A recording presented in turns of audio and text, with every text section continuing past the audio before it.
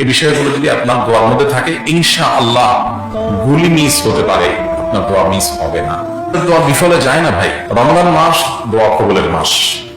রমজান মাসে আল্লাহর কাছে আমাদের অব্যক্ত চাওয়াগুলোকে উপস্থাপন করবার, নিবেদন করবার দারুণ। বিশেষ করে নবী করিম সাল্লাল্লাহু আলাইহি ওয়াসাল্লাম বলেছেন, তিন ব্যক্তির দোয়া সালাতুন লা তুরাদ্দু দাওয়াতুহুম, তিন ব্যক্তির দোয়া ফিরিয়ে দেওয়া হয় না। এর ভিতরে একজন হলেন আস-সাইম হাত্তা ইফতির, রোজাদার ব্যক্তি ইফতার করার আগ পর্যন্ত তার দোয়া ফিরিয়ে দেওয়া হয় না। তার মানে রোজাদার ব্যক্তি সারাদিন রোজা রেখে দোয়া করলে দোয়া কবুল হয়। বিশেষ করে কোনো কোনো বর্ণনায় ইফতার আগ মুহূর্তের দোয়ার কথা বলা হয়েছে। এই সময়গুলোতে আমরা দোয়া করবো। ভোর রাতে সাহারির সময় ভোর রাতে দোয়া কবুল হয়। সারা বছর আমরা অনেকে তাহাজ্জুদ পড়তে পারি না, কিন্তু রমজানের সাহারির সময় আমরা সবাই উঠি। যার কারণে রমজানের 30 দিন চাইলে আমরা ভোর রাতের দোয়াটাকে গ্রহণ করতে পারি, এই সুযোগটাকে গ্রহণ করতে পারি। সারা বছর পারি না। তো অনেকেই, বেশিরভাগ লোকই ভোর রাতে উঠে সাহারিটা রেখে ফজর নামাজ পড়তে চলে আসেন। আরে ভাই, সাহারি খাইলেন বুঝলাম, ফজর নামাজ পড়লেন তাও বুঝলাম, এই যে ভোর রাতটা দোয়া কবুলের একটা সুবর্ণ সুযোগ, এটা কেন আপনি মিস করবেন? এই জন্য দোয়া কবুলের এই স্কোপ গুলোকে রমজান আমরা ব্যবহার করব। আর দোয়া কবুলের ব্যাপারটা হলো চূড়ান্ত ভাবে কবুল কিভাবে হবে সেটা তো আল্লাহ ভালো জানেন। ইমানদারের দোয়া বিফলে যায় না যদি সে দোয়া বেসিক শর্ত পূরণ করে। বেসিক শর্ত কি? হালাল উপার্জনকারী, হালাল ভক্ষণকারীর দোয়া কবুল হয়, হারামখোরের দোয়া কবুল হয় না। হালাল উপার্জনকারী, হালাল ভক্ষণকারী যদি হন, আর কোনো অন্যায় দোয়া আল্লাহর কাছে না করেন, দোয়া কবুল নিয়ে যদি তাড়াহুড়ো না করেন, তাহলে আপনার দোয়া কবুল হবে ইনশাআল্লাহ। দোয়ার বেসিক শর্তগুলো যদি মেনটেন করেন, হালাল উপার্জন, হালাল ভক্ষণ থাকবে, আগে যদি থেকেও থাকে হারাম, তওবা করে সেখান থেকে ফিরে আসবেন, তাহলে 1 নম্বর শর্ত পূরণ করলেন। 2 নম্বর, অন্যায় কিছু দোয়ার মধ্যে চাইবেন না, দোয়ার মধ্যে খারাপ কিছু চাইবেন না। আপনি একটা মেয়ের সাথে হারাম সম্পর্ক করতে চান, বলতে চান আল্লাহ এটা আমি পড়াইতে চাই, তাহলে এটা কি হবে? এটা হারাম দোয়া হবে। এটা আল্লাহর সাথে রীতিমতো বেয়াদবির সামিল। একটা অপকর্ম করবেন আর আল্লাহর কাছে এটা দোয়া চাচ্ছেন, মানে জঘন্য একটা বিষয়।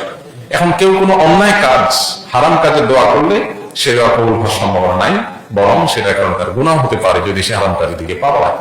তো এই জন্য দ্বিতীয় শর্ত হলো অন্যায় কোনো দোয়া করবেন না। 3 নম্বর শর্ত হলো দোয়া কবুলের জন্য তাড়াহুড়ো করবেন না। তাড়াহুড়ো না করা মানে হলো আল্লাহ কই দোয়া করলাম কবুল হলো না, তো দোয়া করছি, আমার দায়িত্ব শেষ, এবার আমার কাঙ্ক্ষিত জিনিস পেলে বুঝতে হবে এর মধ্যে কল্যাণ আছে, না পেলে বুঝতে হবে এটা না পাওয়ার মধ্যে কল্যাণ আছে। আল্লাহ আমাকে এর চাইতে বেটার কিছু দিবেন। অথবা কোনো ক্ষেত্রে দোয়া কবুলের আরেকটা পদ্ধতি হলো আখিরাতে আল্লাহ তাআলা দেন। অতএব আমি আল্লাহর উপরে ছেড়ে দিব, তাড়াহুড়া করবো না। আর কায়মন বাক্যে বিনয়ের সাথে দোয়া করবো, দোয়াতে দুরূদ চরিত থাকবে, আল্লাহ প্রশংসা থাকবে। এই বিষয়গুলো যদি আপনার দোয়ার মধ্যে থাকে, ইনশাআল্লাহ গুলি মিস হতে পারে, আপনার দোয়া মিস হবে না। ইমানদারের দোয়া বিফলে যায় না ভাই। এই শর্তগুলো মেনটেন করে যদি আপনি দোয়া করেন, যেগুলো কোরআন হাদিস দেওয়া হয়েছে, তাহলে সেক্ষেত্রে আপনার দোয়া যেটা চেয়েছেন হুবহু সেটা পাবেন। এটা একটা পদ্ধতি কবুলের। আরেকটা হতে পারে যেটা চেয়েছেন সেটা পান নাই, এর চেয়ে দরকারি কিছু পেয়েছেন যেটা আপনি চান নাই। অনেক সময় দেখা যায় বাচ্চারা আমাদের কাছে একটা জিনিস চায়, ও বুঝে না এর চাইতে দরকারি আরেকটা জিনিস আছে ওর চাওয়া দরকার, ও বুঝতেছে না। তো আল্লাহ আমাদের সৃষ্টিকর্তা হিসেবে আমরা যা চাই মনে করি এটা হলে বোধহয় অনেক কিছু হবে। কত মানুষ আছে জীবনে, আল্লাহ এটা হলে আমার, তুমি একটু দাও, আমাদের যেভাবে হোক আল্লাহ আমাকে দাও, আমি চাই। এটা পাওয়ার পরে সে বুঝে হ্যাঁ এটা চাই, তো আমার ভালো হয়নি। তা আমরা তো ভবিষ্যৎ জানি না, এই জন্য আল্লাহর পর ছেড়ে দেওয়া। যা চাইলাম তা পাইছি, এটা একটা কবুলের মাধ্যম।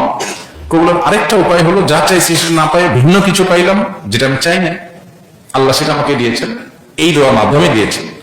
3 নম্বর হলো যা চাইছি এটা বিনিময় দুনিয়া কিচ্ছু পাইলাম না, এটার বিনিময় কোথায় পাওয়া হলো? আখিরাত।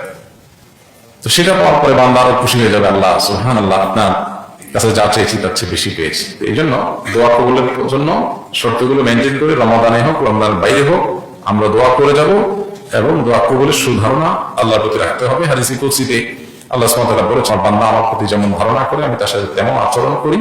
অতএব দোয়া কবুল হবে এই সুধারণা আল্লাহর প্রতি রেখে দোয়া করতে হবে। অনেকে মনে করেন যে আমি গুনাহগার মানুষ, আমার দোয়া তো কবুল হবে। এটা হলো শয়তানের ওয়াসওয়াসা। আমি গুনাহগার, দোয়া কবুল হবে না, এরকম কথা বলা হয়েছে নাকি কোথাও?